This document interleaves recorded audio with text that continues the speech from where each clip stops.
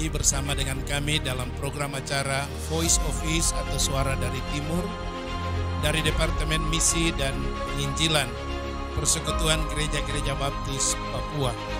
Kami berharap melalui program ini Anda akan diberkati baik melalui pujian dan juga kebenaran firman Tuhan yang akan disampaikan oleh setiap hamba-hamba Tuhan yang akan memberkati Anda di kesempatan ini. Selamat menikmati, Tuhan memberkati. Mari Bapak Ibu Saudara, kita masuk dalam hadirat Tuhan, masuk dalam ruang kudus-Nya, menyembah Dia, mengagungkan Dia, sebab Dia yang layak dipuji dan disembah.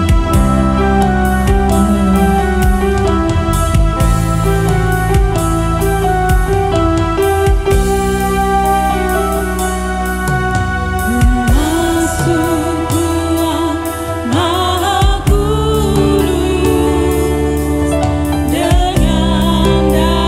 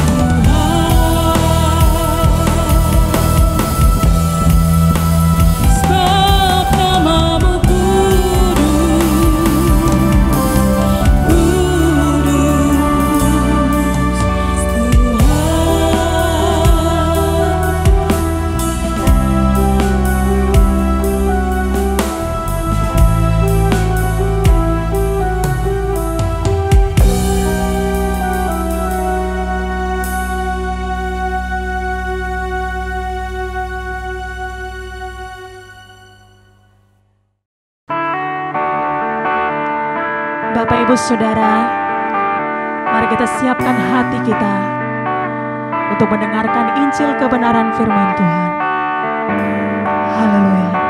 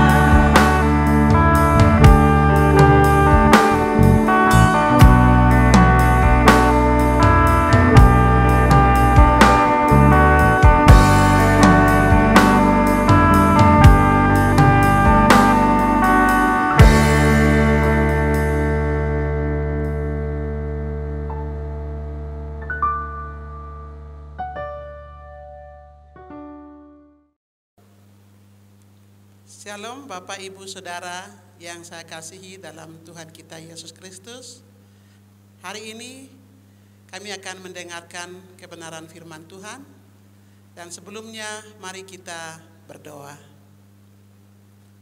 Ya Tuhan Allah Bapa kami di surga, Allah yang Maha Kuasa, Pencipta langit dan bumi, serta Allah yang telah memberikan kepada kami hari ini. Dan di kesempatan ini kami siap untuk mendengarkan sabda kebenaran firman-Mu. Berbicaralah kepada hamba-Mu, tapi juga kepada setiap orang yang mendengar, sehingga firman ini tertanam dan bertumbuh dalam kehidupan kami. Di dalam nama Tuhan Yesus Kristus, kami semua berdoa. Amin. Bapak, Ibu, Saudara yang saya kasihi dalam Kristus Yesus Tuhan kita, di hari yang berbahagia ini, kami telah berawal di bulan November, di mana bulan ini merupakan bulan doa bagi wanita baptis di seluruh dunia. Dan juga bulan ini ada seusai Persekutuan Gereja-Gereja Baptis Papua telah melaksanakan HUT Injil yang ke-65 di bulan Oktober pada tanggal 28. Dan hari ini kami mau mendengar satu bagian firman Tuhan tentang apa yang dilakukan oleh para muridnya sesudah Yesus terangkat ke surga. Hari ini kami akan mendengarkan firman Tuhan dengan sebuah tema, yaitu doa adalah senjata ampuh bagi pekabaran Injil. Doa adalah senjata ampuh bagi pekabaran Injil. Bapak, Ibu, Saudara, kita akan baca dari Kisah Para Rasul, pasal yang ke-1, ayat 12 sampai 14, dan juga Kisah Para Rasul, pasal 1, pasal 2, ayat 4 sampai yang ke-7, dan juga bagian yang ketiga, Kisah Para Rasul, pasal 2, ayat yang ke-41 sampai 43. Ini adalah cerita kisah di mana perbuatan apa yang dilakukan oleh murid-murid Yesus. Kita akan membaca bagian yang pertama, yaitu Kisah Rasul pasal yang ke-1, ayat 12 dan 14 sampai 14. Maka kembalilah rasul-rasul itu ke Yerusalem dari bukit yang disebut Bukit Zaitun, yang hanya seperjalanan Sabat jauhnya dari Yerusalem. Setelah mereka tiba di kota, naiklah mereka ke ruang atas, tempat mereka menumpang. Mereka itu ialah Petrus dan Yakobus, Yohanes dan Andreas, Filipus dan Thomas, Bartolomeus dan Matius, Yakobus bin Alfeus, dan Simon orang Selot, dan Yudas bin Yakobus.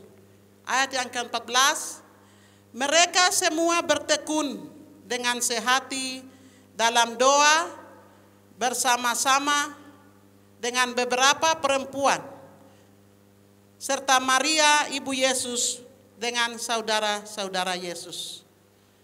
Ini pembacaan di bagian yang pertama. Bagian yang kedua, kita membaca bersama-sama dari Kisah Para Rasul pasal yang kedua, ayat 1 sampai dengan ke-4. Ketika tiba hari Pentakosta, semua orang percaya berkumpul di satu tempat. Tiba-tiba turunlah dari langit suatu bunyi seperti tiupan angin yang keras yang memenuhi seluruh rumah di mana mereka duduk. Dan tampaklah kepada mereka lidah-lidah seperti nyala api yang bertebaran hingga pada mereka masing-masing. Maka penuhlah mereka dengan Roh Kudus, dan mereka mulai berkata-kata dalam bahasa-bahasa lain, seperti yang diberikan oleh Roh itu kepada mereka untuk mengatakannya. Waktu itu di Yerusalem diam orang-orang Yahudi yang saleh dari segala bangsa di bawah kolong langit. Bagian yang ketiga, kita akan baca Kisah Para Rasul pasal yang ke-2 ayat 41 sampai dengan 47. Cara hidup jemaat pertama. Orang-orang yang menerima perkataan itu memberi diri mereka dibaptis, dan pada hari itu juga mereka bertambah kira-kira 3.000 jiwa. Mereka bertekun dalam pengharapan rasul-rasul dan dalam persekutuan, dan mereka selalu berkumpul dan memecahkan roti dan berdoa. Maka ketakutanlah mereka semua. Semua rasul itu mengadakan banyak mujizat dan tanda. Dan semua orang yang telah menjadi percaya tetap bersatu. Dan segala kepunyaan mereka adalah kepunyaan bersama. Dan selalu ada dari mereka yang menjual harta miliknya, lalu membagi-bagikannya kepada semua orang sesuai dengan keperluan masing-masing. Dengan bertekun dan dengan sehati, mereka berkumpul tiap-tiap hari dalam bait Allah. Mereka memecahkan roti di rumah masing-masing secara bergilir dan makan bersama-sama dengan gembira dan dengan tulus hati, sambil memuji Allah, dan mereka disukai semua orang. Dan tiap-tiap hari Tuhan menambahkan jumlah mereka dengan orang yang diselamatkan. Demikian jauh pembacaan firman Tuhan pada saat ini. Dan dalam bacaan ini kita telah melihat bagaimana dan apa yang dilakukan oleh murid-murid Yesus. Ketika Yesus memberikan amanat agung untuk pergi dan menjadikan semua bangsa menjadi murid, mereka tahu bahwa mereka telah diberi kuasa, tetapi mereka tidak langsung pergi, karena mereka mengikuti perintah dari Tuhan, yaitu mereka kembali ke Yerusalem. Bagi murid-murid, doa mempunyai peranan yang sangat penting dalam pekabaran Injil, dan ini dialami oleh mereka sendiri. Setelah Yesus memberikan perintah untuk memberitakan Injil ke seluruh dunia, dalam Injil Matius pasal 28 ayat 18 sampai 20, dia berpesan agar murid-muridnya tidak tergesa-gesa memulai tugas yang berat. Mereka diminta untuk menunggu sampai Roh Kudus datang kepada mereka sesuai dengan janji Tuhan. Kami baca Injil Lukas pasal 24 ayat 47 sampai 49, di mana firman ini mengatakan bahwa, kita membuka dulu bagian ini dari Injil Lukas.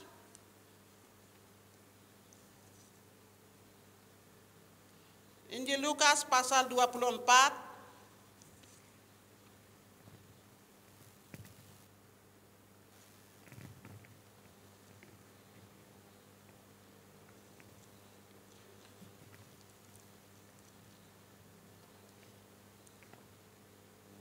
ayat 47, dan lagi dalam namanya berita tentang pertobatan dan pengampunan dosa harus disampaikan kepada semua bangsa, mulai dari Yerusalem.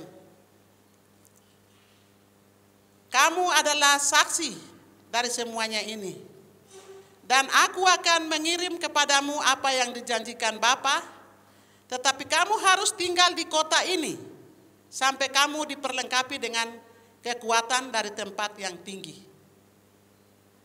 Bapak, Ibu, Saudara yang saya kasih dalam Kristus,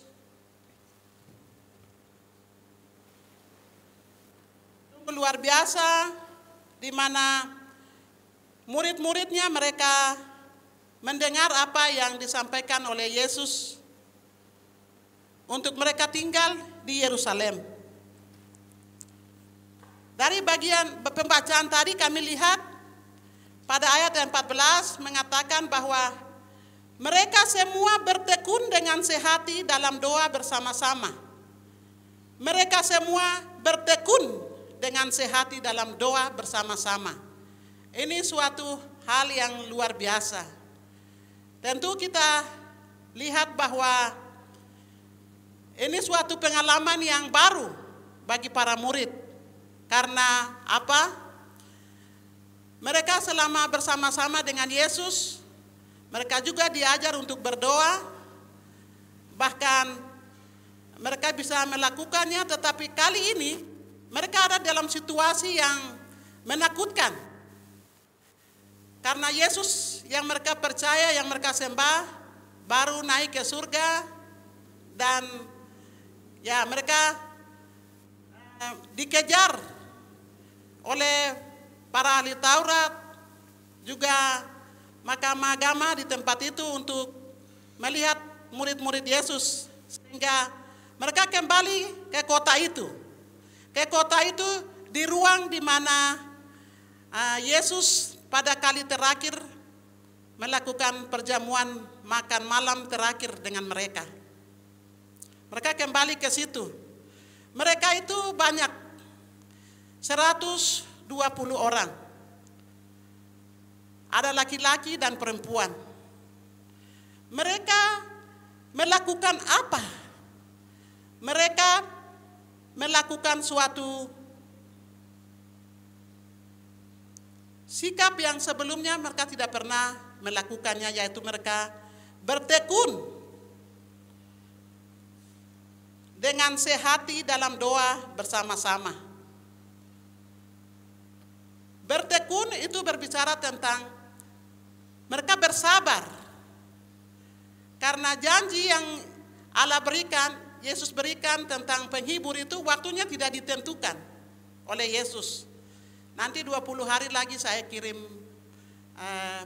penolong atau 5 hari lagi. Mereka tidak tahu waktu, tapi mereka bertekun. Mereka sabar. Segala kepentingan, urusan hidup mereka tidak diraukan.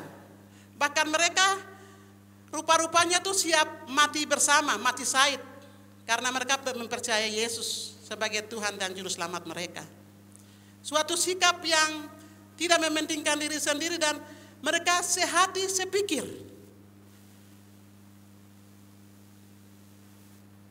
Bapak Ibu Saudara yang saya kasih dalam Yesus, sehati sepikir menggambarkan bahwa mereka siap lapar, siap haus, siap derita, ya apapun mereka tanggung bersama. Memiliki makan pun mereka makan bersama. Ini suatu sikap yang luar biasa. Bapak Ibu Saudara, bagian ini kita belajar bahwa sungguh luar biasa sikap dari para murid Tuhan Yesus. Ketika mereka berdoa bersama sehati, apa yang terjadi?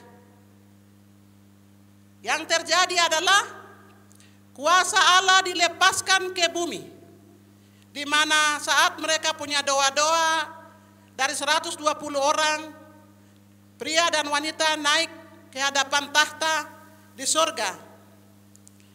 Peristiwa yang terjadi sudah kita baca bersama di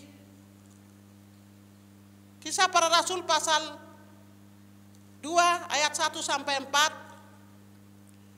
Yang kita pelajari yaitu ketika tiba hari Pentakosta, semua orang percaya berkumpul di satu tempat. Tiba-tiba turunlah dari langit bunyi tiupan angin keras yang memenuhi seluruh rumah di mana mereka duduk. Ternyata murid-muridnya pada waktu itu mereka sedang duduk di tempat itu, yaitu yang mereka sebut tempat mereka makan dan minum, mereka berdoa bersama. Mereka belum ada di lapangan terbuka untuk berbicara. Tetapi mereka melihat mereka penuh dengan Roh Kudus, lalu mulai berkata-kata dalam bahasa-bahasa seperti yang diberikan oleh Roh Kudus kepada mereka untuk mengatakannya.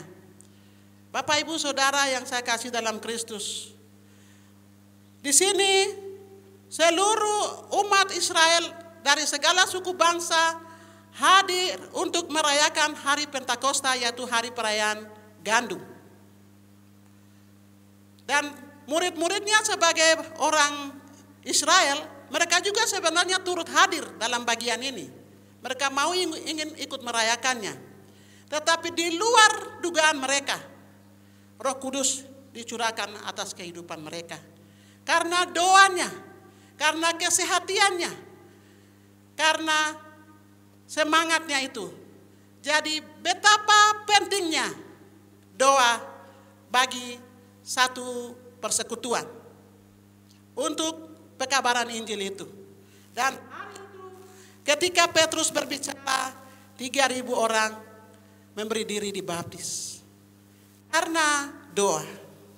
Bapak, Ibu, Saudara yang saya kasih dalam Kristus, banyak contoh lain juga dalam Alkitab yang bicara tentang kuasa Allah yang dilepaskan ke bumi saat doa-doa orang percaya naik ke hadapan Allah.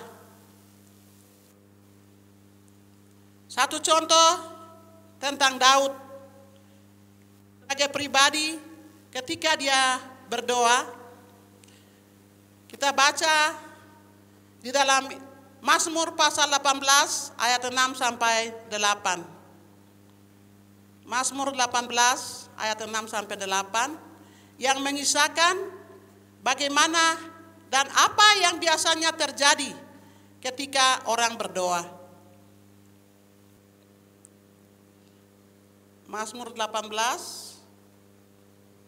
ayat 6 sampai yang ke-8. Ayat 7. Ketika aku dalam kesesakan, aku berseru kepada Tuhan. Kepada Allahku aku berteriak minta tolong. Ia mendengar suaraku dari baitnya. Teriakku minta tolong kepadanya sampai ke telinganya. Lalu goyang dan goncanglah bumi, dan dasar-dasar gunung gemetar dan gunung goyah oleh karena menyala-nyala murkanya. Sebagai jawaban atas doa kesesakan daripada Daud, Tuhan menggoncangkan bumi. Demikian juga Tuhan telah menggoncangkan bumi ketika kuasa doa para muridnya dinaikkan di Yerusalem. Jadi ada banyak peristiwa-peristiwa lain yang terjadi seperti ini. Jadi betapa pentingnya doa bagi kehidupan orang-orang percaya. Bapak, Ibu, Saudara yang saya kasih dalam Kristus. Dan bagian yang ketiga, kita akan melihat apa yang dilakukan oleh jemaat mula-mula. Yang kita baca dari Kisah Rasul pasal 2 ayat 41 sampai dengan 47. Kisah Rasul pasal 2. Kisah Rasul pasal 2 ayat 47.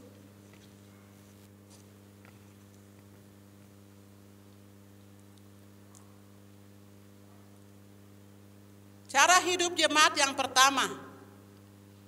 Orang-orang yang menerima perkataan itu memberi diri mereka dibaptis, dan pada hari itu juga mereka bertambah kira-kira 3.000 jiwa. Mereka bertekun dalam pengajaran rasul-rasul dan mereka selalu berkumpul untuk memecahkan roti dan berdoa. Kita mendengar hanya murid-muridnya, tetapi sekarang semua orang yang telah menerima Yesus dibaptis, yaitu jemaat mula-mula, mereka berdoa bersama-sama sebagai jemaat. Kegiatan ini dilakukan secara rutin. Mungkin setiap bulan atau setiap minggu dengan waktu yang mereka sepakati, mereka selalu mau berdoa bersama-sama. Doa mereka itu membuat hampir setiap hari ada jiwa yang dimenangkan, ada orang yang bertobat karena doa orang percaya. Bapak Ibu Saudara yang saya kasih dalam Kristus Yesus,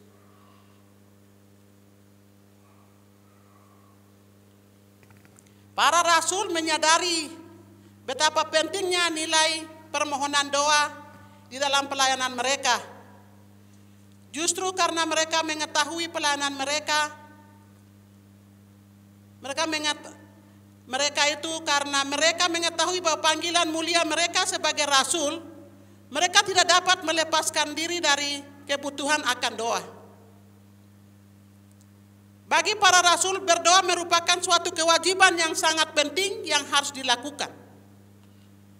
Oleh sebab itu mereka memilih untuk pekerjaan rumah dan pekerjaan-pekerjaan lain, mereka memilih orang lain untuk melakukan sebagai diaken-diaken.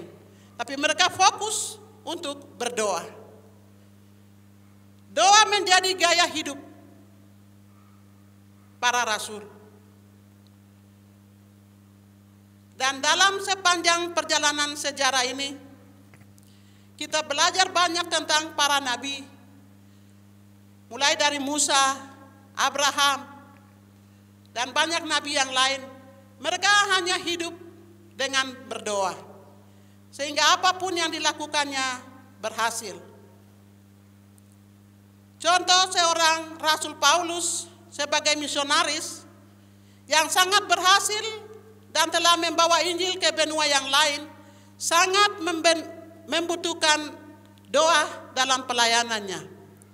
Dalam setiap suratnya, dia selalu meminta supaya jemaat-jemaat mendukung dia dalam pelayanan pekabaran Injil.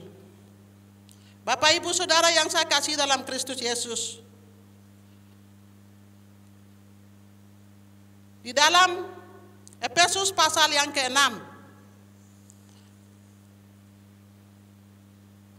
ayat 18 sampai dengan ke-20, judul kop dari bagian ini bicara tentang perlengkapan senjata Allah. Tapi di bagian ini kami akan belajar bagaimana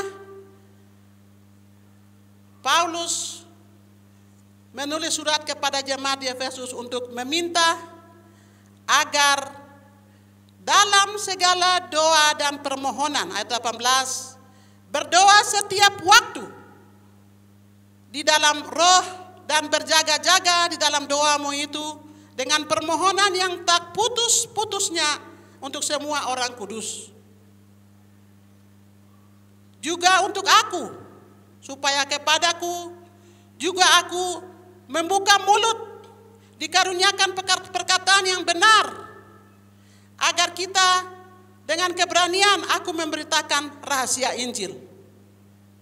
Bapak Ibu Saudara, Paulus orang yang dipakai oleh Tuhan, mampu untuk bisa menyembuhkan orang, tetapi dia selalu meminta dukungan dari jemaat-jemaat yang telah percaya. Di Tesalonika dia minta, di Filipi juga dia minta, karena kita tahu bahwa kita tahu bahwa doa orang benar atau doa orang percaya itu sangat besar kuasanya. Sehingga Paulus ingin sekali bahwa dia didukung oleh jemaat-jemaat. Bagaimana dengan kita sekarang ini? Apakah kita sebagai pemimpin, sebagai gembala, kita ada doa dengan jemaat untuk misi pekabaran Injil atau pelayanan dalam jemaat kita? Mari kita belajar dari gaya Paulus ini. Sebab doa itu merupakan senjata yang ampuh untuk melaksanakan misi pekabaran Injil. Bapak Ibu Saudara yang saya kasih dalam Kristus Yesus, saya sungguh kagum dengan Paulus. dan juga para murid. Mereka berdoa. Tidak dibilang berpuasa, tapi mereka berdoa. Berdoa seperti apa? Kita akan mengakhiri bagian ini. Doa mereka bisa berhasil, doa para murid bisa berhasil karena mereka tekun. Doa mereka bisa berhasil karena mereka bertekun, dan yang kedua karena mereka sehati. Mereka sepikir, mereka sejiwa. Berarti orang-orang kudus. Jadi sepanjang perjalanan sejarah misi ini, saya mendengar satu cerita atau bacaan tentang Martin Luther, seorang tokoh reformasi, mengatakan, jikalau saya gagal untuk menghasilkan waktu 2 jam untuk berdoa setiap pagi, maka iblis mendapat kemenangan setiap hari. Itu yang pernah dikatakan dan ditulis oleh Martin Luther. Ya, kita mulai dari hari ini, kita sebagai pemimpin, sebagai orang-orang percaya, ya, kita mulai melakukan doa yang kudus untuk saling mendoakan satu sama yang lain, supaya tetap terpelihara sempurna dalam kasih Tuhan, dan Injil, pekabaran Injil terus diberitakan oleh orang-orang yang sudah mengenal Kristus. Satu kesaksian yang sungguh menakjubkan juga saya belajar dari seorang yang bernama William Carey, seorang tukang sepatu dari Inggris, bertobat, dan dia sering mengikuti persekutuan doa. Dia sepakat dengan beberapa temannya untuk sungguh-sungguh mendoakan bangsa-bangsa yang belum mendengar Injil. Akhirnya dia berjanji, saya bersedia untuk pergi ke tempat orang kafir yang belum beragama, yang belum mengenal Tuhan Yesus Kristus sebagai juru selamat, jikalau kalian setia mendoakan saya.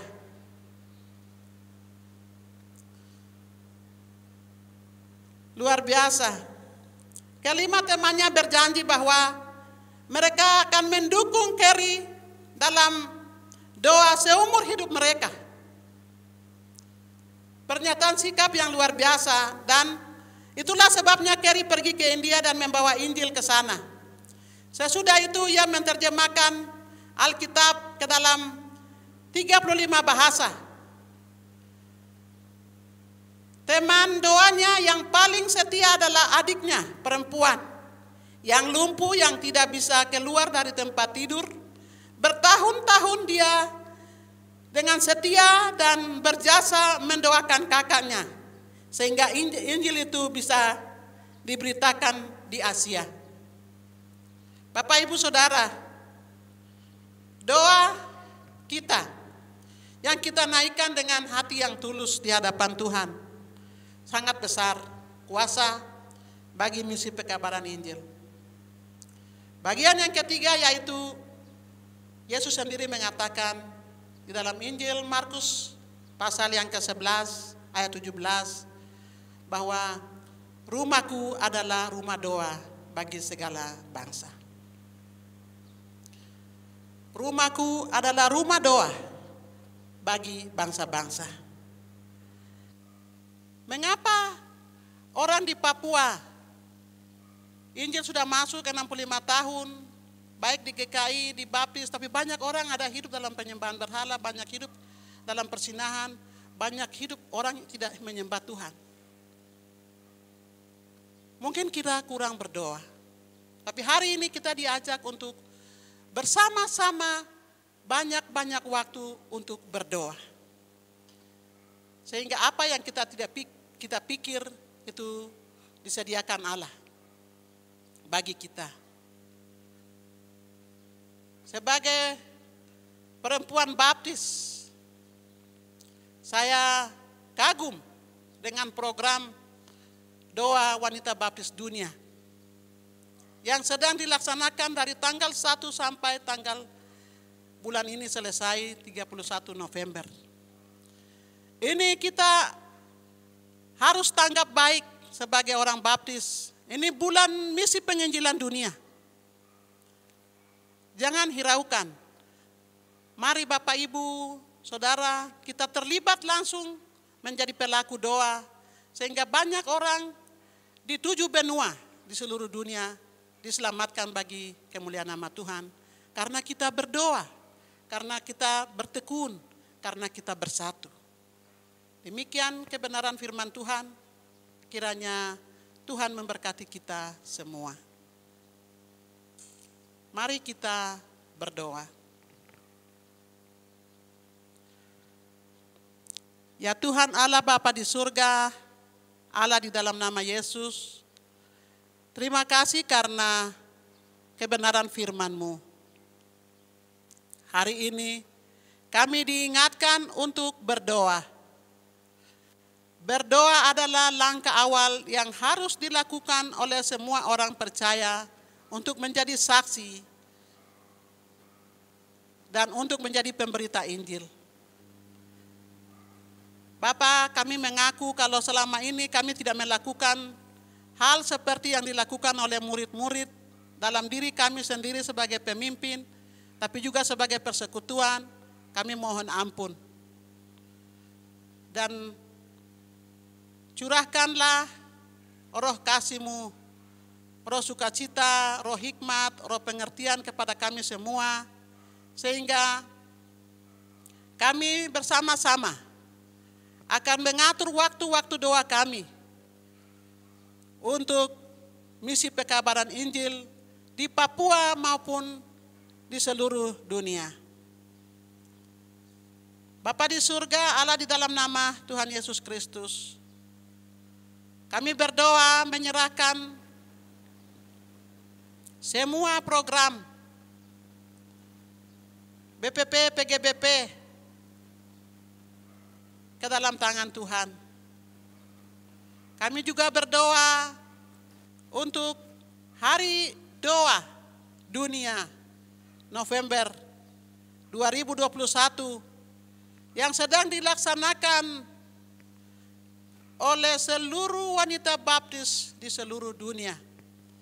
Bahkan kami akan merayakannya di dalam persekutuan gereja-gereja baptis Papua secara bersama-sama pada tanggal 7 November ini.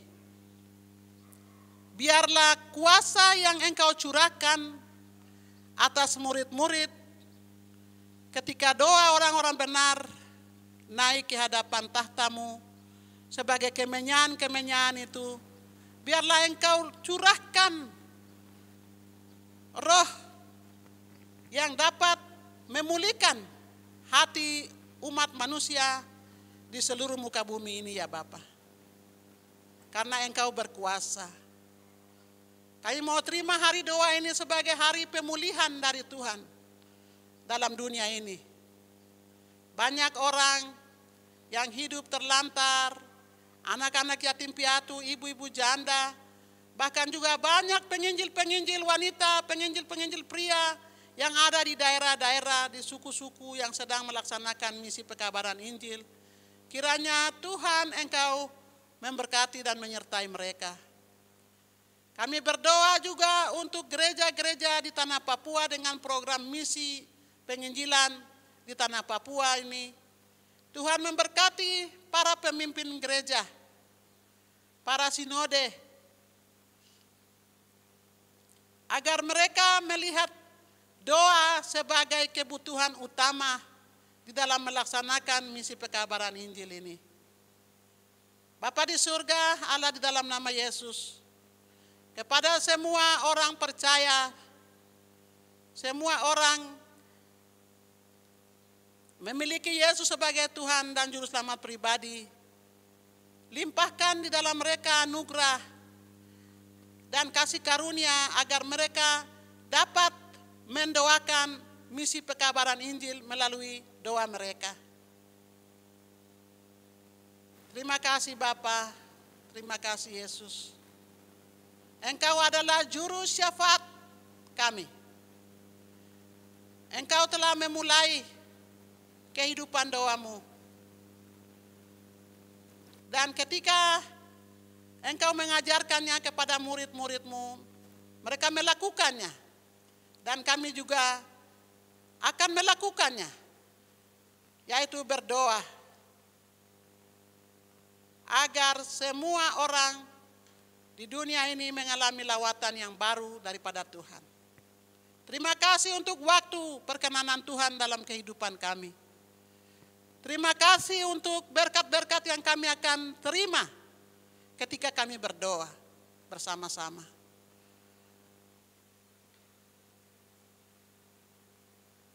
Ini doa dan permohonan kami, doa syafaat kami bagi negeri ini, tapi juga bagi seluruh dunia. Di dalam nama Tuhan Yesus Kristus, kami berdoa dan mengucap syukur. Amin.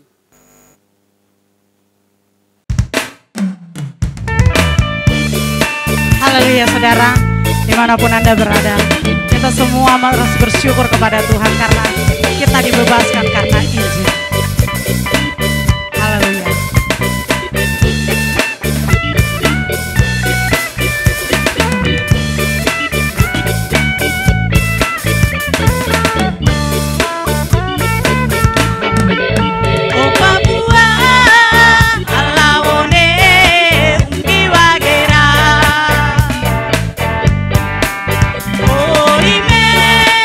Yesus tone ungi wage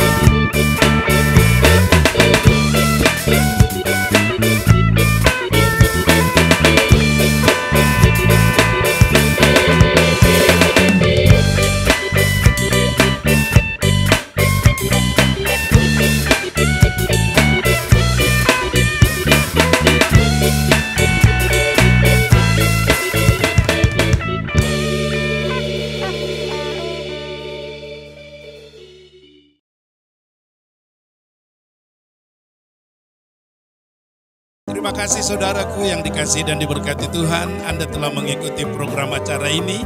Dan kami berharap Anda diberkati melalui program-program acara yang kami hadirkan untuk memberkati Anda. Apabila Anda memiliki beban doa, silakan kirimkan pokok doa Anda melalui nomor yang tertera di layar ini.